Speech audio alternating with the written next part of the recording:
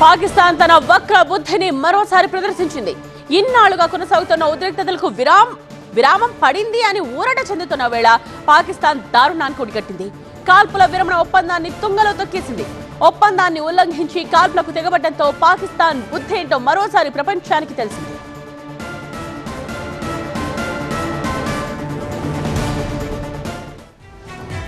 భారత్ అన్ని ఉపసంహరించుకుంటున్న సమయంలో పాక్ ఒక్కసారిగా దాడికి తెగబడ్డం వెనుక వ్యూహం ఏంటి?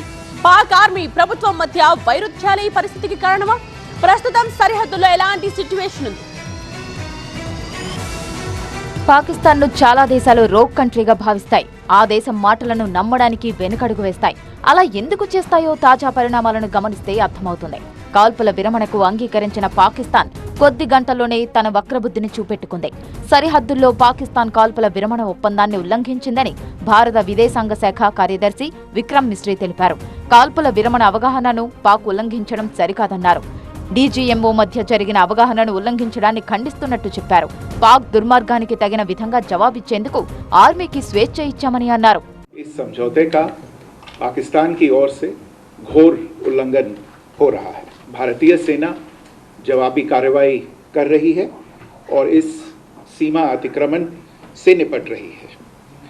ये अतिक्रमण अत्यंत ही निंदनीय है और पाकिस्तान इनके लिए जिम्मेदार है.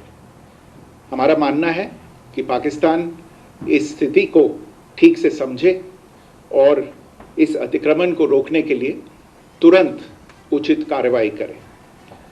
सेना ने इस स्थिति पर कड़ी नज़र रखी हुई है और उसे किसी भी अतिक्रमण से निपटने के लिए ठोस और सख्त कदम उठाने के लिए आदेश दे दिए गए. పాకిస్తాన్ ఓవైపు కాల్పుల విరమణ అంటూనే మరోవైపు కవ్వింపు చర్యలకు దిగడంతో ఎల్ఓసీలో ఉద్రిక్తత నెలకొంది.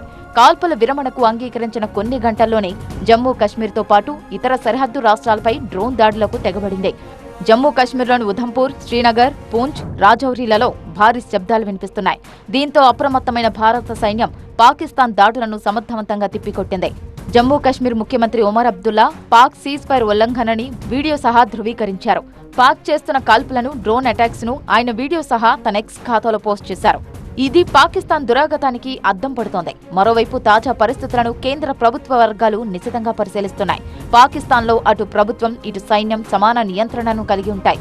ఒక్కోసారి పాకిస్తాన్లో ప్రభుత్వం కంటే సైన్యానిదే పైచేయి అవుతుంది. ఈ నేపథ్యంలో ప్రభుత్వం కుదుర్చుకున్న ఒప్పందాన్ని సైన్యం గౌరవిస్తుందని పూర్తిగా నమ్మడానికి లేదు. ఈ విషయం బాగా తెలిసిన భారత సైన్యం సరిహద్దుల్లో సన్నద్ధంగానే ఉంది. కాల్పుల విరమణ అంటూ పాకిస్తాన్ చేస్తున్న డ్రోన్ దాడిని సమర్థంగానే తిప్పికొడుతోంది. మరి కాల్పుల విరమణలో పెద్దన్న పాత్ర పోషించిన అమెరికా స్పందన ఎలా ఉంటుందో చూడాలి.